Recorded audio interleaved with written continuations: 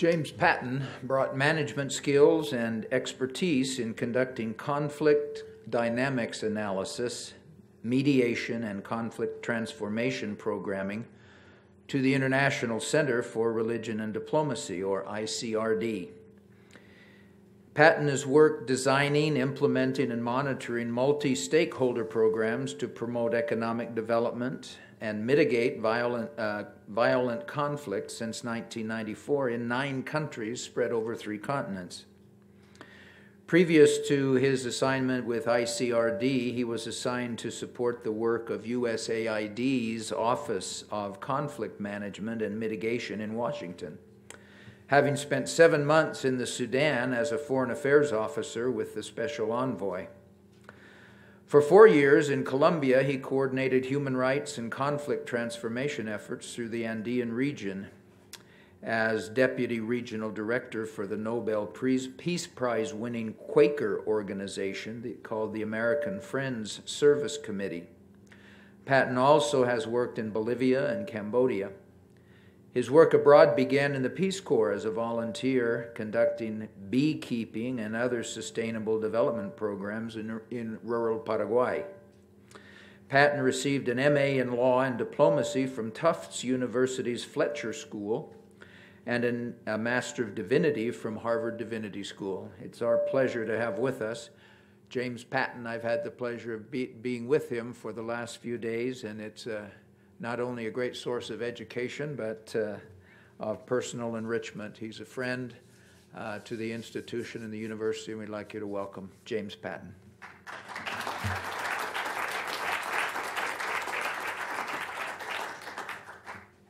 Thanks very much. This is nice. It's an intimate crowd. You guys can move forward if you'd like. You don't have to sit so far back so I can see you. I'd like to have a little bit of a conversation, so I'm going to share some ideas first, but hopefully leave enough time that we can have some question and answers and really kind of answer your concerns, your interest in a more particular fashion. But first, I'd like to start off, I should start off by thanking you all for having me here. I appreciate it very much, Fred and Richard and Emily, Mark, other friends, for opening this space for me, for ICRD to come and talk a little bit about our work. And we've had great experiences sharing ideas here, both this week and in February with the WIAC conference. So once again, thank you very much for that. When I ask you all what comes to mind when you put the 2 words conflict and religion together, I won't put you on the spot and call anybody out, but I would imagine very few of you think of the unique ways that religion can actually act to heal historical wounds and to heal identity conflicts and to bring people together. Most people immediately leap to our current news cycle with groups like ISIS and others that reflect, I think, the worst of what religious identity can do in terms of human relationships. We at ICRD, however, try to have a broader approach to our understanding of how faith and religious institutions function in human society, and particularly in conflict dynamics, so that we can engage the best of religious attributes, spiritual inclinations, divine motives, and even just the religious structures to help mitigate conflict where traditional mechanisms have not been able to prevail. Anybody know where this photo's from? The younger folks. I would ask the older folks not to answer, but any ideas? These are the killing fields in Cambodia. Cambodia went through a period from 1974 to 1979 where estimates somewhat agree that 40% or more of their population was killed in an internal genocide. 40% of the population in 4 years. At the end of that period, there was still fighting going on, and the Khmer Rouge, who had led that genocide, had fled to the Thai border and was still in an armed struggle with the Vietnamese, who were backed by the Chinese, etc. And across the border in Thailand was a refugee camp. And there was a little old Buddhist monk in that refugee camp by the name of Mahagosananda. And one morning he woke up on the border of one of the most heavily mined areas on the planet at the time, and he reflected on his spiritual beliefs, the Dharma, and the Noble Eightfold Path. And he said, am I sitting here in a refugee camp, me sitting here, is that reflective of the call for me to engage in right action, right reflection, right effort, right intention? And he decided it wasn't. So he stood up and he started walking home. And he walked from Thailand through the minefields, right down the line of conflict, back to Phnom Penh. And he caused both sides of the conflict to stop shooting. He was followed by other monks and nuns, and people came out of the forests and out of the villages and sat on the side of the road, brought him food. And both sides of the conflict, both avowedly a-religious, if not anti-religious, stopped shooting in order to let these people pass. And in fact came to them and said, what are you doing? This is crazy. Why are you doing this? And he pointed to the side of the road to a little girl who had one leg because she had lost the other in a landmine incident, sitting near a plate of food that she had brought for the pilgrims. And she said, this is why we walk. This is what we're doing. And even the Marxist elements of the two fighting forces laid down their guns and started to come to the table to talk. It was the first step in what turned into a long negotiation process. But the Dhammayatra walks, as they came to be known, each year had more and more adherents, and each year had more and more influence on the conflict. He was driven by his faith. It wasn't that he wasn't afraid. It wasn't that he didn't think that he might lose his life. But he felt called by a higher call to act in a different way. And that act had a profound impact on the conflict dynamics in which he was living. 85% of the global population self-describes as religious. So the fact that our institutions, our mechanisms for conflict resolution tend to leave out the question of faith and faith actors, particularly the spiritual element, not so much the institutional or individual element. The bishop comes to the table because the bishop's an important guy in the country, but that is not the same as engaging what drives people in conflict dynamics. And I will beg your pardon, I decided to get a little bit of a cold right before I gave this speech. I thought it was a good idea that you couldn't really hear me. So the question is, how do we engage in this stuff? How do we take it seriously? If it's as serious as the ISIS examples illustrate, as Mahagosananda illustrates in terms of driving people to do things in conflict spaces, in social relationships, but particularly in conflict spaces, which is where we work, how have we historically engaged with it? And what is a better way to engage in it? So I've put here a list of what I think has been the trend and the shift, I would say probably post 9/11 shift in our approach to working with religion, religious actors, and faith at our institutional level. So in diplomacy, we hewed very closely to our very strict understanding of separation of religion and state in a lot of our institutions. The idea was religious people will talk to the religious, they'll deal with their own thing in their own space, and we will work at the diplomatic level, defense level, intelligence level, etc., including the private sector, economic issues. After 9/11, religion and conflict became a central theme, but not a central theme in terms of engaging people at the level of their belief, rather in terms of excluding or decapitating or somehow putting in place countermeasures to violent extremism, which is in this moment primarily, unfortunately, we're informing our foreign policy through a singular lens on the Muslim world.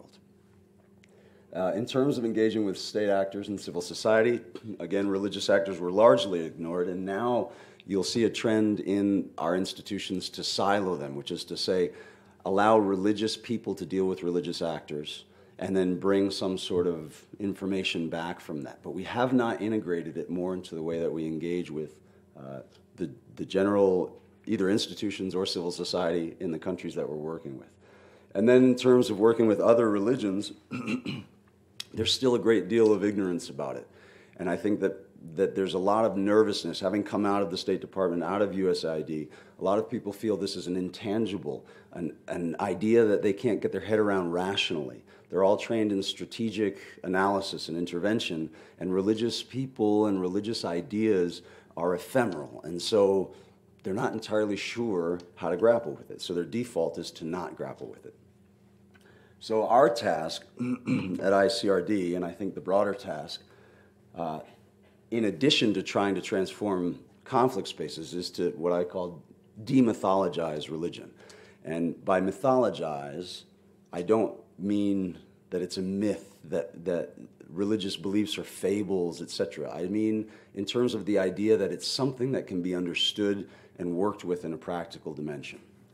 These are chiefs in South Sudan who are, this was during the lead up to the referendum for independence period, and the religious institutions played a strong role there during this period, because around when the referendum was to take place, there's usually a lot of cattle violence, cattle raiding between the tribes, etc., because it's the largest swamp in Africa, and as it reduces, people migrate with their cows. There's no money in South Sudan.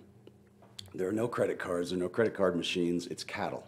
They couldn't believe that a government official from the Department of State was there and had no cows at home. He said, how did you get married, they asked me. Because you have to pay cattle for your bride, you know, and we had running jokes, of course, how many cattle would I be worth, etc. So the cattle raiding is a major issue. It's a major marker of their culture, but it's also a way that boys demonstrate their transition into manhood. As we led into the referendum period, the question was, how can we work to mitigate the annual violence so that the referendum comes off in a safe and legitimate fashion, so that when they declare independence, which everyone assumed they would, and they were right, it's recognized as something that happened in a stable space. And the government at the time and the local chiefs and communities didn't trust one another. The local communities saw the government as dominated by the Dinka tribe, excluding the Nuer and other tribes, and so they had a very bad relationship with one another. The government was trying to justify and install its own justice systems, more formal justice systems, while the local actors worked through more of a customary law system. So what the churches were able to do in this space, it's primarily Christian in South Sudan, the churches were able to play a role linking the local justice practices with the formal justice practices, which built some trust with government actors and local chiefs, and at the same time allowed resolution of cattle crimes, cattle violence to be dealt with and not escalate in a way that was legitimate for both of the actors, both local actors and for the government actors. Only the religious institutions really had that reach, that they could get all the way into the palace of the president and all the way down to the Dinka sub-tribe in the middle of a place that is impossible to get to, that's still living as they lived 2,000 years ago. So it had this institutional reach that gave it the ability to transmit messages and share ideas, right? This is the kind of thing that the State Department, Defense, Intelligence increasingly do take seriously and do use. And frankly, the cattle violence dropped 90% in the year of the referendum. Unfortunately, we've seen what happened afterwards. So referendum was taken care of, everybody was happy, and they all went home, and things went back to business as usual. This is Riek Machar, the vice president, voting for independence. I was with him when he was declaring the success of this process, and he was actually one of the leaders that traveled around to bring these special court systems and the formal justice systems together.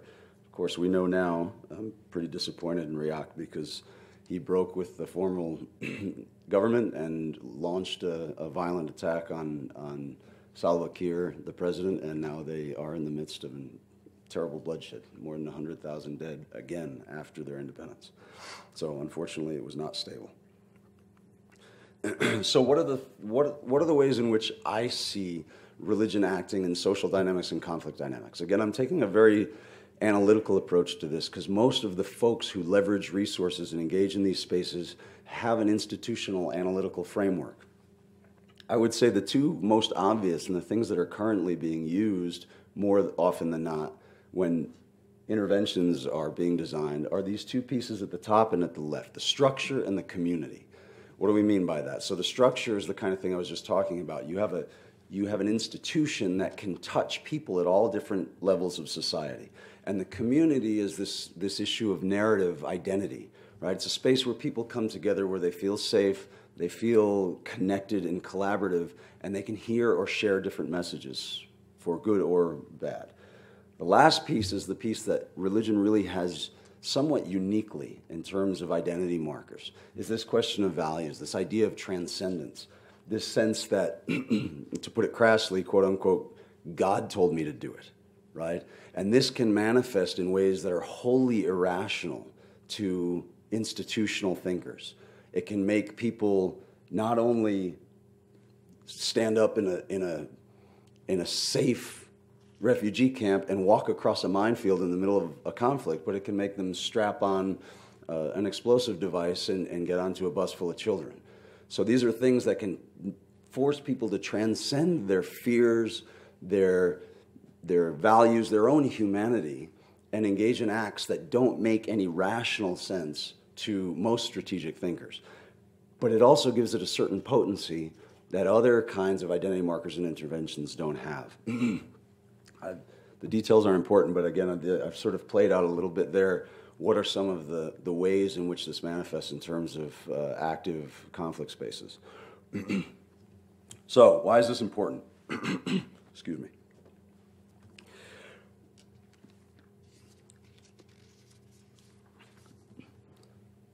The guy on the upper left there in the white, he weighs about 300 pounds because his back is filled with Soviet bomb shrapnel because he was fighting with us in Afghanistan against the godless Soviets. Of course, as soon as we finished and left most of them in the lurch, they took the kind of mujahideen training that we had given them and manifested it as faith warriors, right? And so this gentleman ended up in control of something like 20,000 madrasas and mosque imams in Pakistan, and ultimately was with folks who were training the Taliban, particularly the Taliban elements that bombed the train in Madrid. ICRD launched a program in this space where we started to engage with the training centers to try to figure out how can we reduce this kind of susceptibility to violent extremism and the trends of violent extremism coming out of the madrasa system, right? This gentleman is a Deobandi. I don't know if you know the sects of Islam, but the Deobandis and the Wahhabis tend to be the most, what they would say, pure Islamic sects.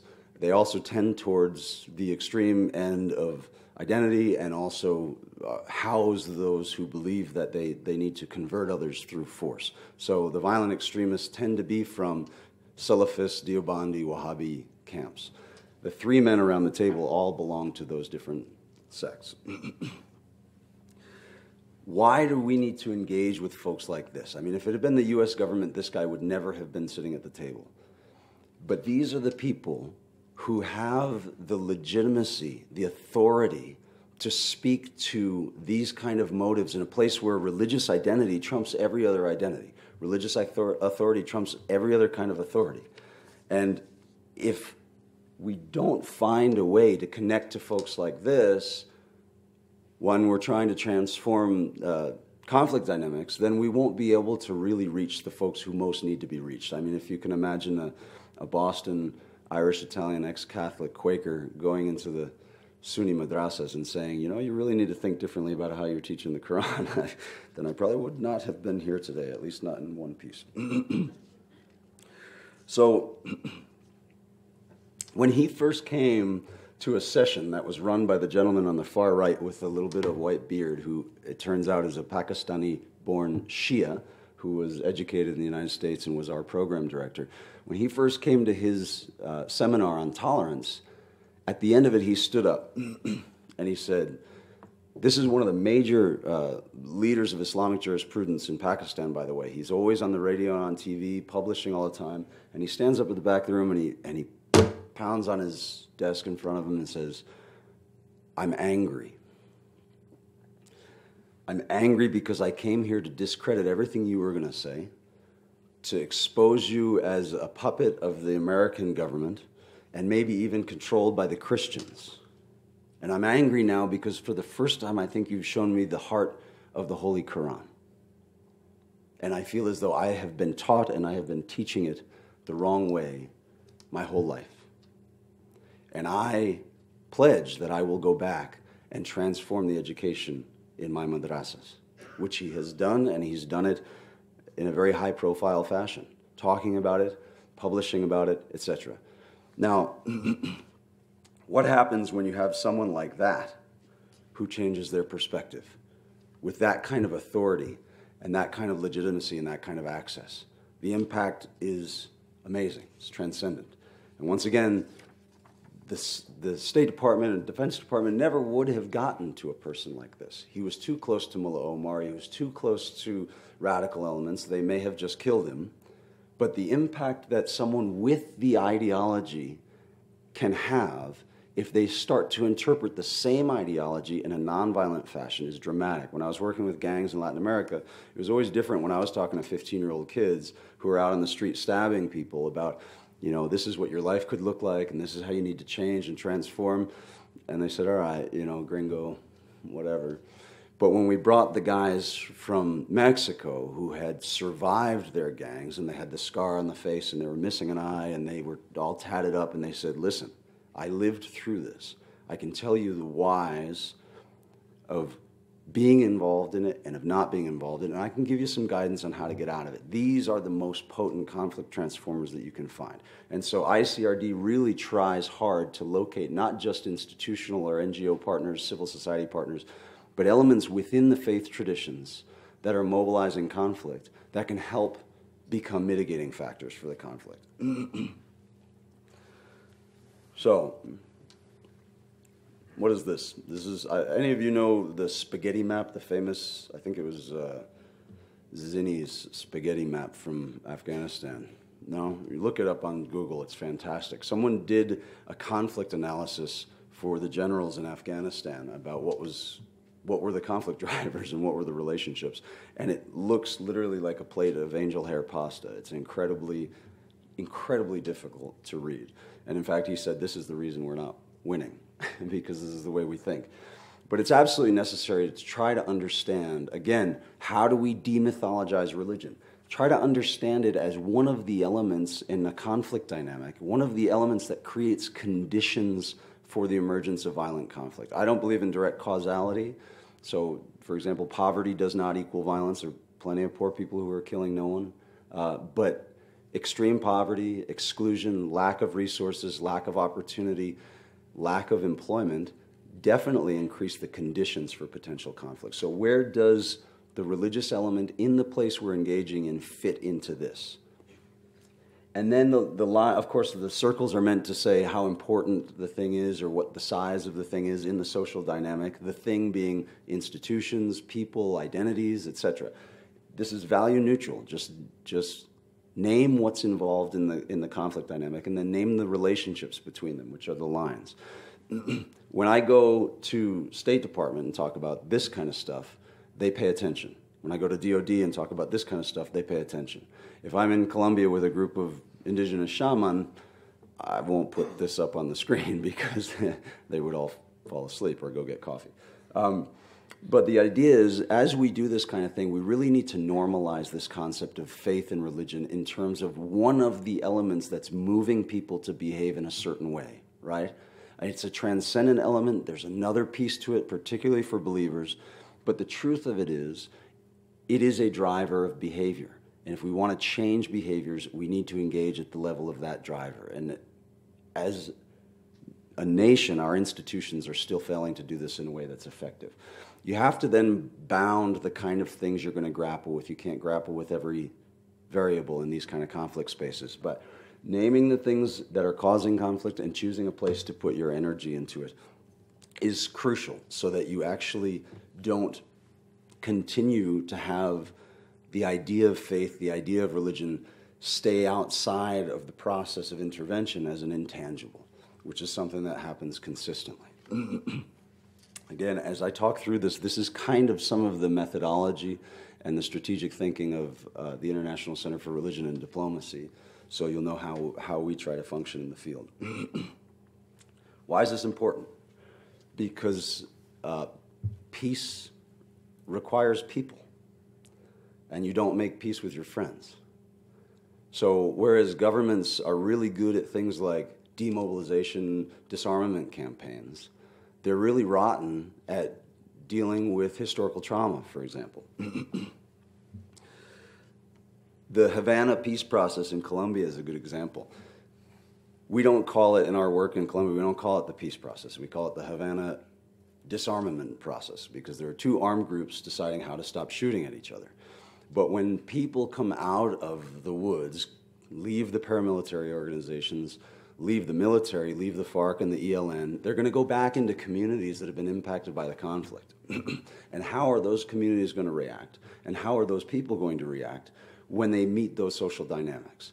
So right now, one of the main problems in the kind of work that we're trying to do is there's massive social rejection for these folks that were part of the armed groups. So they come out of the jungle, they've been carrying weapons for 20 years, they never got an education, they have no other skills, but they do know where the coca runs, the routes are. They know how to get the leaf to the coast and get it on board ships. And so they get into a town, even if they want to leave their armed group. They get into a town, people reject them for their historical identity and the pain that they've gone through. And what are they going to do? Excuse me, as we've seen with the paramilitary demobilization in Colombia, they just go back home and put on a different hat. You know, they go back into the same thing they were doing. They go back into the illicit traffic. They go back into a group where they feel that they belong and are recognized and their skills are valued, and continue to engage in destabilizing behavior. So how do we get these folks back into a relationship that's functional? And who is in the position to do that? When a young man sees his older brother, who's his hero, shot up and bleeding out in front of him, no vocational training is going to address that wound. When a Catholic nun who I work with sees one of her children shot in front of her, another one has disappeared, and her husband has disappeared, no restitution from the state that helps her rebuild her home is going to address these other issues. So who and how can we address these issues in terms of healing, getting past these things, getting above our base instincts, and getting to another kind of relationship? We think that the faith actor is perfectly positioned to do that. I was asked by a military colonel in Colombia, what about us? What about our families? What about our security? What about what we've lost? So here is an element of the government of Colombia, the government that is actually engaged in the demobilization process, the peace process, quote unquote, and even he is not satisfied with the idea that the FARC is going to turn themselves in and put their guns down. There's resentment, there's pain, and there's rancor. And these things are difficult to engage in, but absolutely necessary for transformative relationships that then take away those conditions for the emergence of violent conflict. Now, this is just a side note, again, sort of going back to why engage with these certain people like the Deobandi gentleman that I was talking about before in terms of legitimacy and authority to be able to mobilize other folks. Something I try to challenge the U.S. government to recognize is that there are different motives within extremist groups or violent groups. Oftentimes, religion is not actually the issue. The religious language, religious narratives, religious identities might be actually pulled into play to mobilize groups of people, but their grievances might be different. They might feel excluded, they might not feel like they have a place to belong, they might not feel like they have income. And this is a place where they can solve those problems. Your mobilizers tend to be folks who are either ideologically committed to violence or who are pursuing other personal interests, whether it be power or economics. Those groups require incredibly different intervention strategies. So to work with someone who is fighting under the banner of a religious movement because their family is starving and that's how they're going to get income requires an entirely different intervention strategy than someone who came out of a middle-class family somewhere, was bored, started reading extremist materials, and decided that they wanted to be a leader of a revolutionary movement or some such thing. Very, very different motives, very, very different intervention strategies. Again, going back to the idea that if we're going to work with religion, we also still have to deal with it as a rational element of conflict dynamics. Anybody know who these guys are? That's Pastor James Inouye and Imam Ashafa from Nigeria, the pastor and the imam. There's a very good film, 2 films actually, out about them right now. Pastor James loves to start his conversations, his presentation, by raising his rubber right arm and pointing at Ashafa and saying, "He cut my arm off," which is, I'm not sure if it's technically true, but it's close enough. I don't know if Ashafa had the machete, but his guys did. And James's guys killed at least one of Ashafa's sons and nephews. And they were finally sat down by women leaders in Nigeria who said to them, "You two can heal this country if you can find a way to meet one another at the level of your desires for the future of our nation rather than the divisions that you have around your doctrine." And they did. They sat down, it took a long time, they needed mediation, they connected, but now they're traveling all around the world, particularly in hotspots in Africa, conducting the same kind of work. So the fact that Ashafa was in a militant group, but now can go and talk to people in Boko Haram and Al-Shabaab about how they are misinterpreting their call to act in the world, and James can do the same thing with Christian groups, the replica impact of what they've done and what they've learned is immeasurable, frankly.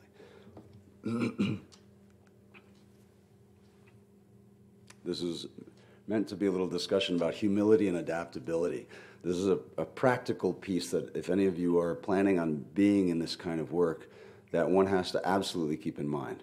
When you're affecting, as John Paul Lederach says, the spider webs that hold societies and people together, first of all, you have to be very, very careful to tread lightly so that you see what's happening. Take your time, go slowly, and when you pull on one side of a spider web, the rest of it moves. That's to say, when you affect a system, a social dynamic, you're going to have secondary consequences to what you do that you need to be attentive to. So as a practitioner, it's extremely important to build programs that will allow you that kind of adaptability. And when you go into this, go into it with a sense of humility.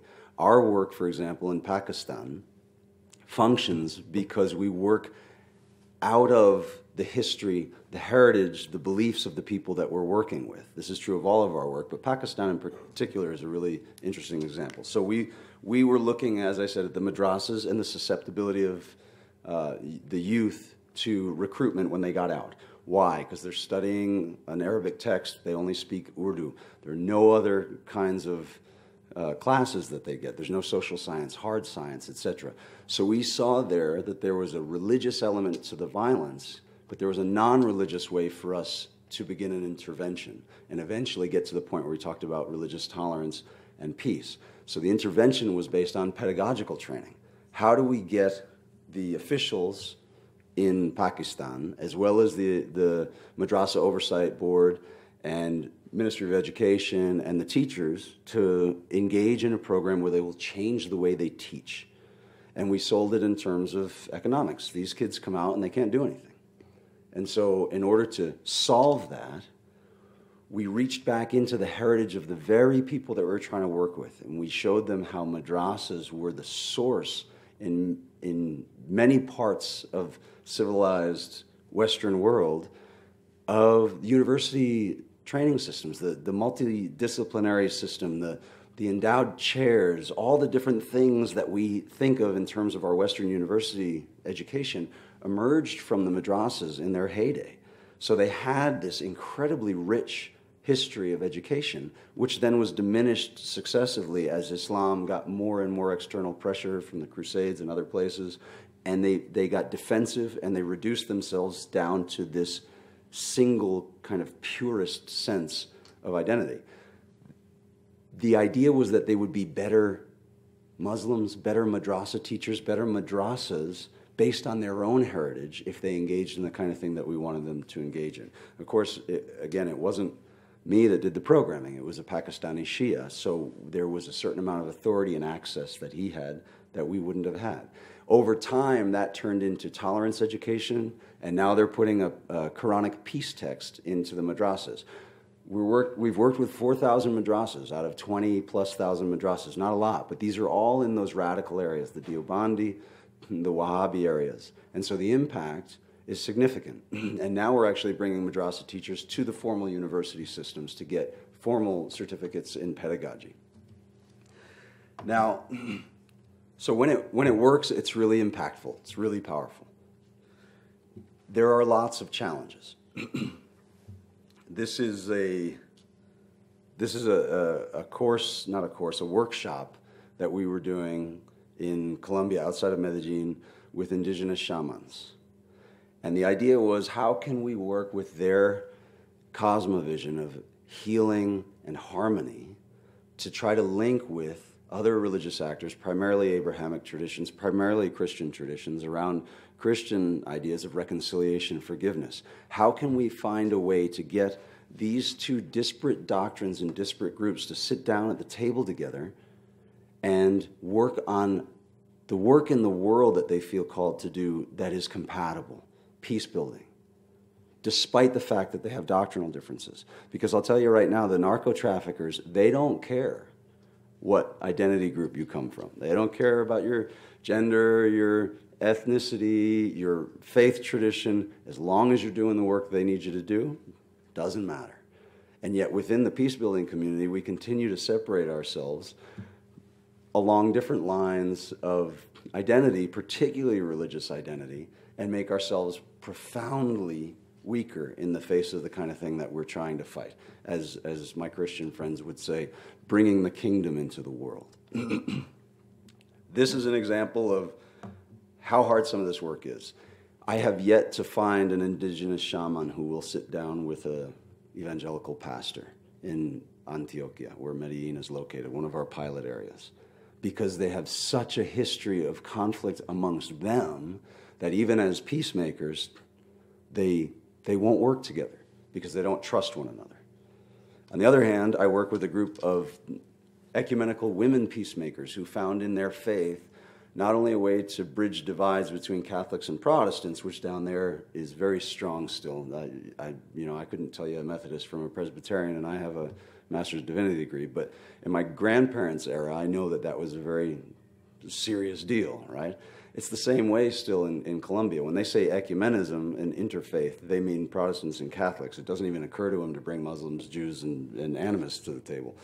But they have decided to become reconcilers, become agents of peacemaking, these women. 50 core women that we train, and they reach out to 300 women in 8 conflict-impacted regions of the country. All of them are victims of violence. One little nun, the last time I was there, 75-year-old nun, she's about this tall. She stood up at the end, and she's just this spark. She's got this incredible energy. She reads poetry. She gets everybody singing. They do all sorts of theater based on the New Testament. And she was signing off, and she said, well, I guess I got to go back to my community now. Where as I was leaving, the paramilitaries knocked on my door for the 3rd time and said, you really don't understand. If you keep doing this work, we will kill you. And the paramilitaries in Colombia don't mess around. I mean, some of the famous things they've done are chainsawing an entire village to pieces during Holy Week, Easter Holy Week, to send a message to folks. I mean, they are perfectly happy to practice what they preach to get their way. And she said, well, no, I can't stop. I have to go back. This is what I do. This is what I'm called to do. And so much like Mahagosananda, she got up and she went home. I have a lot of fear that something's going to happen to her because she's an extraordinary resource there. But so let me just close with one thing about the example that we can set in using our faith and engaging others of faith. I'll skip through the Colombia stuff to transform conflict. So here we are in Nepal. This is the group that I was showing you earlier. You can see Ashrafi, the heavy guy in the back. Azi Hussain, who runs the Pakistan program in the green shirt. What happened here at the end of 3 days of sitting down with Deobandi and Wahhabi imams and megachurch pastors from the United States, evangelical megachurch pastors, 20,000 people in the church, TV shows, etc. They were talking about how can we interpret our individual faith traditions in a way that allows us to help each other protect religious minorities in each other's context. So protecting Christian minorities in Pakistan and working against Islamophobia in the United States. Mega church evangelical pastors and former Taliban trainers sitting down to talk about this. And on the last day, they went out to the prayer area for the Muslims, and the Muslims had their prayer, and then they explained it to the Christians. And then they invited the Christians into the prayer space to pray. So you have a 300-pound war veteran, Islamic jurisprudence, Taliban training Deobandi sitting there watching and listening to Christians enact and explain their spiritual practice. And the thing he said at the end, he said, because there was one Pentecostal there who threw himself on the ground, he said, you guys get down and put your foreheads on the ground just like us. I didn't even realize we had that much in common. So you can imagine what the impact is having someone like that making this kind of a journey with people of different identities. And now, if you'll forgive, I like to close with this. I lean a little into my own heritage, which I grew up Catholic and am now Quaker, both biblically based traditions. So this, anybody recognize this story? I imagine this is the one where everybody nods, right? So Matthew 14 is the one that I look to. And the story basically goes, a bunch of fishermen out on a lake, right? A lot of waves, a lot of wind, big terrible storm, and all of a sudden some guy comes walking across the water and calms the storm down, and they look and they realize it's Jesus. No big deal, Jesus is walking on water, it's Jesus. And what does he say to them? He doesn't stand there and say, look at me, I can calm the storm, you guys just hang out there, you'll be fine, I'll take care of you. He doesn't. He reaches his hand out at Peter and he says, come. Right? And so we got a guy who grew up in a fishing village. Anybody boat here? Anybody fish?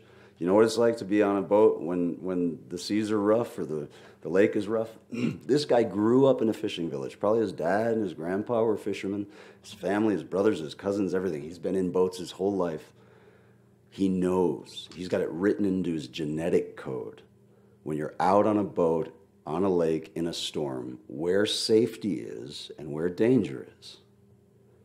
Can you imagine the decision he made to forget all of that and step out of the boat? And I was, growing up Catholic, we heard, well, he didn't have enough faith, and so he sunk, and, mea culpa, and we're terrible, and go to act of contrition and go to confession, and etc. That was the lesson we were meant to take away. Sorry for my Catholic friends. But I thought about it years later, and I thought, well, wait a minute. He took a couple steps on the surface of the water. Right? I mean, Jesus walking on water fits the paradigm. Peter getting out of the boat first is ridiculous and irrational and bordering on stupid.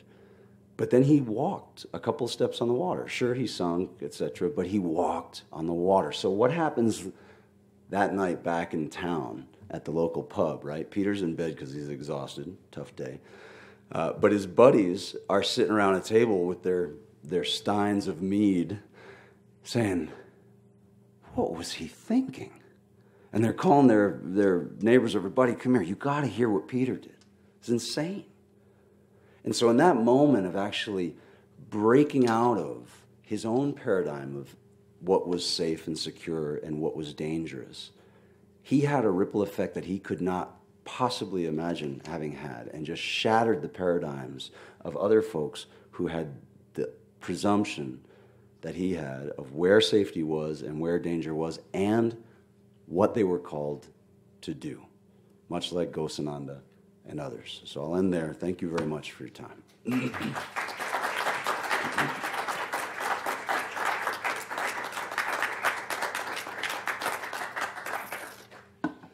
Yes, sir. I'm just interested to know, first one, is there some way that you have contact information, or what was the organization you worked with? The International Center for Religion and Diplomacy, DC based, and there is my contact information. Okay, and I have a couple other questions. Sorry. Yes, sir, and we do take interns.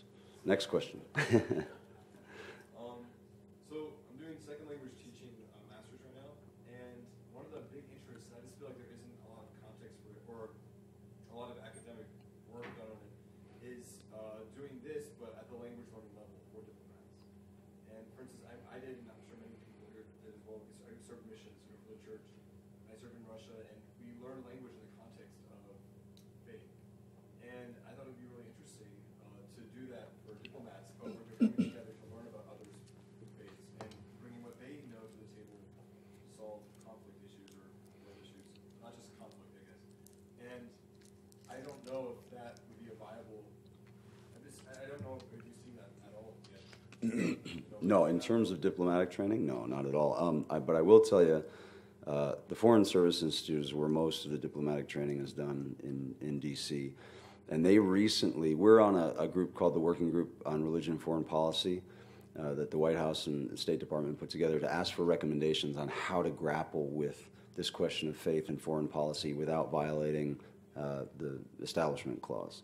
And one of the things we put out there was better training at FSI, not to strengthen the doctrines of individuals, not even really a comparative religion thing, but to understand how to engage people at their faith tradition when you're in country, and be able to report back to the ambassador how that might affect the other things that you're trying to do. The group that was contracted to come up with that curriculum, and right now it's a voluntary curriculum, is a group called IPSI, the International Peace and Security Initiative, whose director is Cameron. His last name escapes me now, but he would be an interesting person for you to float that idea to. I can certainly put you in touch with him if you remind me, and just see how they respond. I'm willing to bet, just having been in the government, and Fred behind you can probably speak more to this as well as a State Department person, there is a bit of a kind of pathological fear woven into the institutional consciousness there with regard to religious issues. So if you can let them in delicately, it might happen, but you can scare them off very easily. But it's an interesting idea. I had a friend in Cambodia, actually, in the prisons, teaching English using the great thinkers, the great social thinkers, so social movement stuff, King and Mary Daly and others. So it's a cool idea. Yes, sir. It strikes me as the type of training that they would need in that sort of program is basically like an anthropology 101 class, how you come to understand the other on their own terms. But one, speaking of the program that you were just talking about for foreign service officers, but the question I have, so I work with Highland ethnic minority group in Southeast Asia. Can I ask you to pause for 1 second? Did you want people to use the microphone for the recording?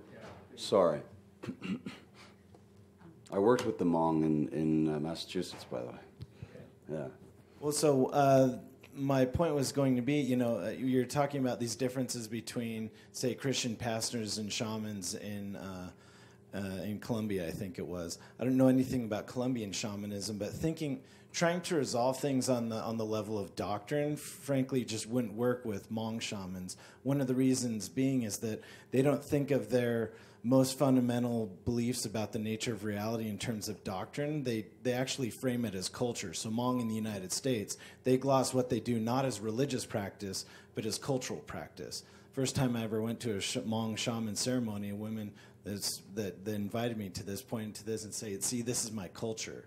And I think it's, I don't know, I wonder whether that's a way around some of this sort of, ingrained fear of religion in the State Department or whatever it is, to more think about it in terms of cultural training. And I wonder how that actually, whether that distinction, because that distinction between religion and culture is a linguistically very salient one in English in the United States, but it's not elsewhere. And a lot of people don't even necessarily see what we would call religion in terms of religion. They see it in terms of culture, which strikes me as, one way that you could effectively approach that diplomatically. Yeah, well, and it's a good point. Thank you for that. The two things that I would say is people who are really committed to their religious cosmovision, everything they do is framed through that. Everything else is secondary. And that's kind of the point that we're trying to emphasize, is that there is a transcendent element of this that informs everything else, right? Particularly when you're working with some of the extremist groups that are anti-religion, that would be funny, anti-government, precisely because they believe that human government is an affront to God's authority. I I do want to say, though, we don't try to resolve conflict at the level of doctrine at all. What we try to do is find individuals who can represent their doctrinal framework to their community, who can sit at the table and understand, what does that doctrine call me to do in the world, and how can I meet other people in that work, regardless of where they come from? You know, one of the pastors in Nepal said, I'm losing members of my church because they think I'm over here creating Chrislam. And, you know, there's a lot of fear about this. You know, how can you identify with others but still have a strong identity yourself? I tend to deal with it with, Christian religious leaders by invoking the paradox of faith. I mean, faith means that you believe in something strongly, but it also means that you fundamentally understand there are things you don't know and that are out of your hands. And so how is it that in that framework, your concept of the divine can't be functioning in a way that you don't quite understand? And so if you're called to a certain kind of work to bring the kingdom into the world, as the Jesuits might say, liberationists, and you meet someone who's doing the same kind of work, how come you can't meet them at that call? And then if you need to talk about doctrine, that can happen later. St. Francis of Assisi said, right? I preach all the time, and when necessary, I use words or some such thing. Yeah. So you're right. We don't try to grapple with marrying doctrines or meeting doctrines unless it happens to come up. In Nepal, these two groups, the Pakistanis and the Americans, put up doctrinal passages from the Bible and from the Quran demonstrating why this work of protecting minorities was religiously sanctioned. And so that was helpful for them because they could go back and show the doctrinal piece. But each context is also different, and each context would require a very different way of engaging with the spiritual element. So, I mean, your point with the Hmong is very well taken. I don't think that the government would be able to get its head around the transcendent piece if it continued to frame things as just cultural. And I think that's really the effort that we're trying to make, is let them realize there's something beyond that. There's something there that is more of a principal driver that can actually trump all other drivers. And if they're not ready for that, then their interventions will be flawed. I guess maybe what I was saying was actually more along the lines of what you're saying. I wasn't saying that you ought to resolve those problems at the level of doctrine. I'm talking about at the way you even frame the conversation, to frame things in terms of doctrinal differences, to say even if we can agree to disagree there, if you frame it in terms of doctrine or religion, the way we put it in a box in American society doesn't translate and doesn't work. Yeah. And I think we're actually probably saying something along the lines of the same thing, but I think the problematic part of this is, if we have, foreign service officers just not even being willing to get outside of that frame of thinking where religion is a box, and everybody else imagines the world and that they have that box in the same way, that itself is a fundamental problem. If they can't get past that, in some sense, they won't even be able to have a conversation with a shaman for whom religion is not a box. Yeah, no, this is nuanced stuff, and it's a challenge, and each context is going to be different. Each individual, if it were just the foreign service officers that we're trying to engage, each one of them would be engaged differently. You have to engage folks where their language makes sense. And so a lot of that diagramming and strategic stuff I use with the government, but when I'm with the shamans and the pastors, frankly, I don't talk about doctrine either. I talk about reintegrating former combatants in an effective and stable way and how they can help that process by helping people through their historic wounds, right? And so they reach into their faith tradition to find that strength. But the point is that they can be a replicating factor for stability. And so we analyze each context differently. We decide how and where we can go in and what pieces of the dynamic we can touch, and then we develop the methods for engaging those folks. We tend to take time with our work because it's nuanced, as you rightfully point out. And so I think with the Hmong, it would be a different conversation. With the shamans, it's a different conversation. I think we violently agree. I see one up in the back, and then the young lady here.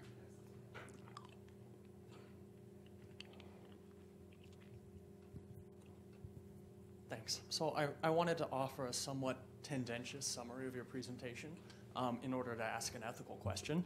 It seems to me that what you could summarize the presentation as, violent extremists have this really powerful lever that they use to get stuff done, and it's called religion. And states should use that powerful lever to get their stuff done too. And we're hobbled, right, because our diplomatic efforts don't use the same tools or weapons that extremists and other people are able to use. I'm phrasing it this way because part of what underlied the presentation seemed to be a kind of attempt to use religion and religious values instrumentally in order to accomplish policy and diplomatic goals. Now, I happen to support the goals that you're using them to accomplish, right? Peace building is a wonderful thing. But I'm wondering and wanted to ask you to talk a little bit about the potential for instrumentalizing religion and whether or not you see that as a problem and how you guard against it and that sort of thing. I absolutely do, and I actually have some of the same conversations with government actors on occasion, because the idea of understanding this stuff is not about bending it to our will, right? The beginning of the presentations was meant to say, this is there. And so we can either understand it or not understand it. We can either engage in it or not engage in it. And it's never a question, particularly for us, of going and manipulating it towards our public policy ends. It's recognizing where we cross paths with certain belief structures that are there that can become allies or even teach us how to engage in the space in a more effective way, right? I'll give you another example.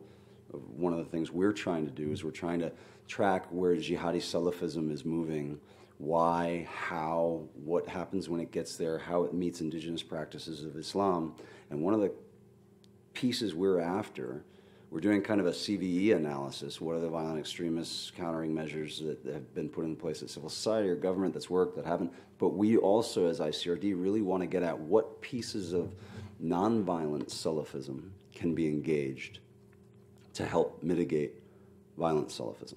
So on the one hand, it's a risk that we have to take into account, absolutely. On the other hand, we all have agendas. I mean, it's absolutely untrue to say we are doing anything in the world without an agenda. My agenda is peace building. Sorry, it is. I'm going to do everything I can to make that happen.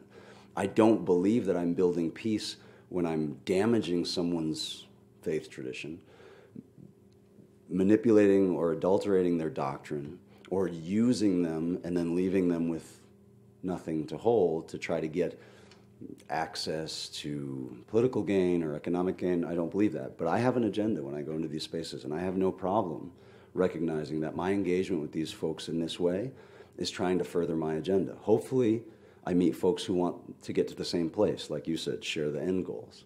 But I think we have to get over the hump of thinking that working in any public policy, working in any human relationship can be agenda-free.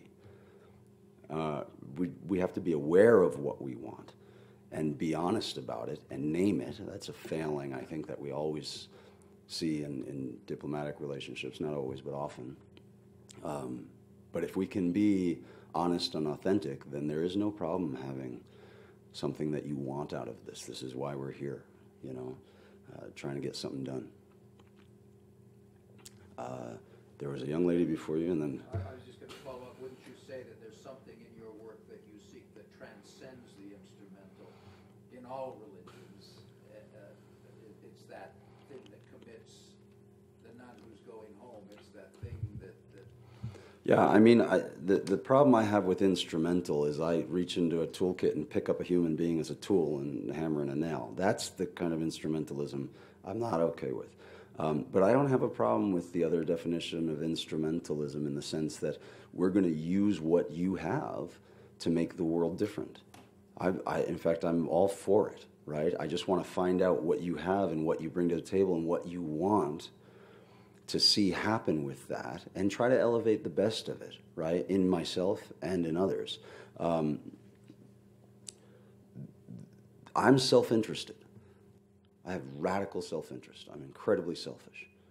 I want my community to flourish. I just happen to have a really broad sense of community, right? I mean, the planet and its people, I would really like to see them stop destroying one another.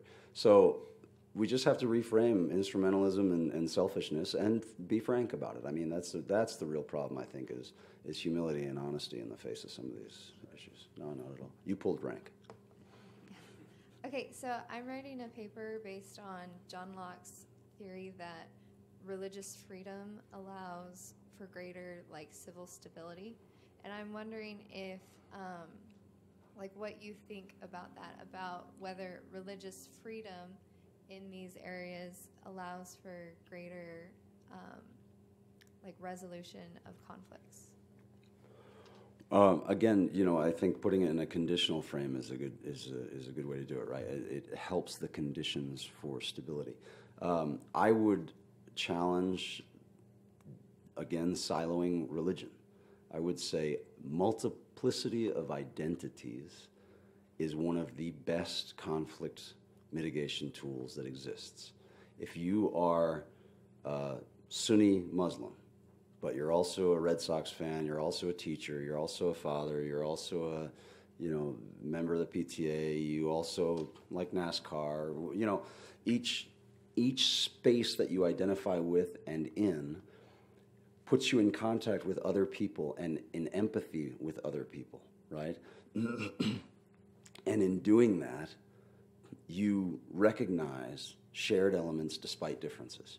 And the more that can be true, the less that exclusive identity and identity divides where you don't humanize the other will emerge, right?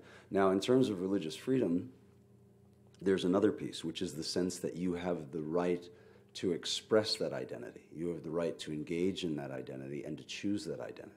And a lot of conflict emerges when people feel like their access to their own decision-making, and I would recommend Amartya Sen on this in terms of human development, is limited. And they can't become who they want to be. They can't belong in a way they want to belong. And that restriction generates a lot of conflict, sometimes violent conflict. So that is a piece that if you pull out of the equation, reduces the conditions for violence. So I think that religious freedom fits right into that.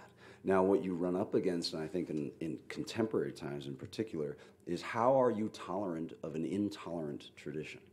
This is where I think the West is grappling with some of the more radical ideologies. How can I give you permission to practice what you want to practice if the fundamental belief you have is that I should die, right? I mean, that's puts me in an awkward position. So it's something we have to be conscious of, and I think this is where the balance between freedoms and responsibilities is really important. You are free to be you up until the point where your freedom starts to make me not free to be who I want to be, as in you killed me. So the legal mechanisms around that are important as well. There are restrictions. We allow the KKK to march down the streets, but we do not allow them to burn people's houses down while they're inside, or even, I think, when they're not inside, but I haven't checked Southern law lately. So there are limits, right? I mean, there are freedoms, and then there are restrictions, and that's just what we do. And if we had a functional Congress, we would probably be defining those nuances even now.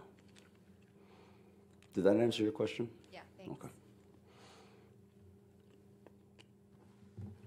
Yeah, thank you very much for your time. I hope it was helpful.